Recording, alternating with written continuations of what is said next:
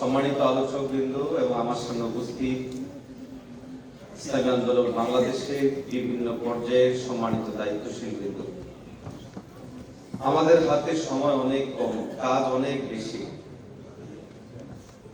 একজন মা সন্তান গর্ভধারণের পর সন্তান গর্ভপাতের পূর্ব মুহূর্তটা যেমন অত্যন্ত কষ্টের, ঠিক তেমনিভাবে আজকে বাংলাদেশের অবস্থাও তেমন।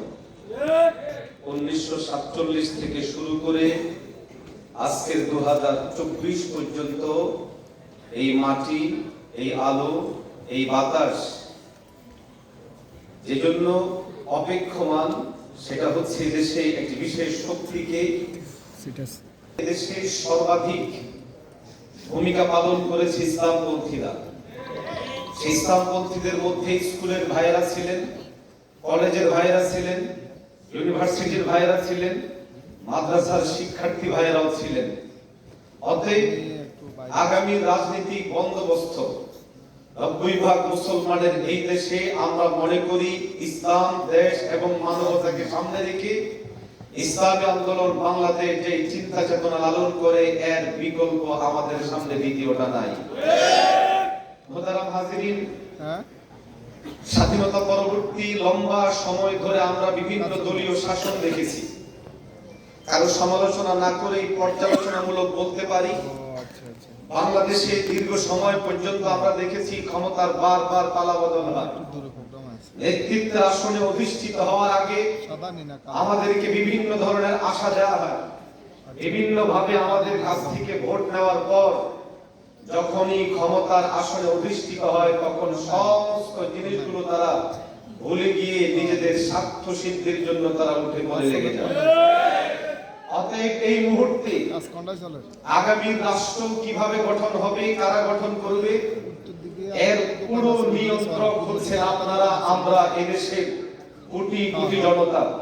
অতএব আমরা আমাদের আগামী সংসদের জন্য রাষ্ট্র পরিচালক হিসাবে এমন কাউকে আমরা নির্বাচন করব না, এমন কাউকে আমরা ক্ষমতায় দেখতে চাই না যারা দুর্নীতি করবে, চুরি করবে, বিদেশে তারা সম্পদ পাচার করবে, সর্বোপরি আমাদের জান মালের নিরাপত্তা দিতে পারবে না। বিকল্প শক্তি হিসাবে দীর্ঘ সময় থেকে বিগত প্রায় 40 বছর পর্যন্ত এদেশে রাজনৈতিক মাঠে যারা ধারাবাহিকভাবে কাজ করে আসছে ইসলামী আন্দোলন বাংলাদেশ আজ পর্যন্ত বাংলাদেশের কোন জায়গায় একটি দুর্নীতির সাথে যুক্ত হয়েছে এমন কোন প্রমাণ দেখানো যাবে না। কোন সন্ত্রাসী কার্যক্রমের সাথে যুক্ত হয়েছে এমন কোন প্রমাণ দেখানো যাবে না। অতএব আমরা মনে করি ইসলামী আন্দোলন বাংলাদেশ সহ আগামী বাংলাদেশ বিড়ির মানে ইসলামের কোন বিকল্প আমাদের সামনে থাকতে পারে। এই কথা আমরা রাগ ঢাক ছেড়েই বলতে পারি। আমরা পূব কিংবা পশ্চিমে সেটা আগেও দিইনি, আগামীতেও দিব না। আমরা দিল্লি কিংবা ওয়াশিংটনকে কখনোই আমাদের অনুগত্যের জায়গায়, অনুসরণের জায়গায় রাখিনি। ওদের কাছ থেকে আমরা কোনো জিনিস পাওয়ার প্রত্যাশাও করি না। আমাদের সামনে বিভিন্ন সময়ে যে ক্ষমতার পালাবদল হয়েছে, এরা বিভিন্ন সময় এসেছিল আমাদেরকে, কেউ কেউ বলেছে আমেরিকা বানাবে, কেউ কেউ বলেছে আমাদেরকে পশ্চিমের মতো উন্নত দেশ বানাবে। আমরা পরিষ্কার বলি, আমরা আদর্শিকভাবে ইসলামের আদর্শ বাস্তবায়নের মাধ্যমে সোনার মদিনার মতো পয়গম্বর আলাইহিস সালামের রাষ্ট্র ব্যবস্থার মতো একটি রাষ্ট্র আমরা এই দেশ এবং জাতিকে উপহার হিসেবে দিতে চাই। অতএব আপনাদের কাছে শুধু ছোট্ট একটা আহ্বান এবং আবদার জানাবো, সেটা হলো আসুন আজকে আমরা এখানে যারা উপস্থিত হয়েছি, কুমিল্লা জেলা দক্ষিণে যদি আমাদের সবাইকে ভাগ করে দেওয়া হয় তাহলে প্রতি গ্রাম দেখা যাবে যে আমাদের একাধিক ব্যক্তি আমরা পড়ব। আমরা যদি প্রত্যেকে নিজ নিজ জায়গা থেকে দায়ী ভূমিকা পালন করি, আগামী 1 বছর যদি নির্বাচন হয় তাহলে 360টা দিন আমাদের হাতে আছে।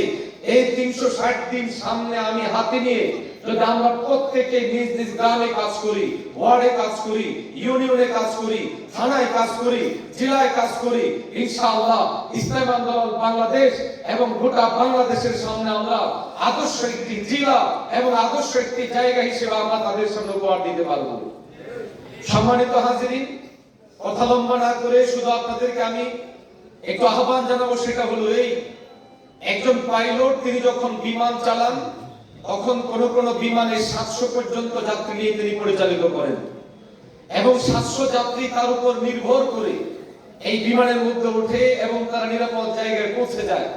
আজকে বাংলাদেশের মাটি, মানুষ, জনতা তারা সবাই উদ্গ্রীব হয়ে আছে একজন পাইলটের খোঁজে।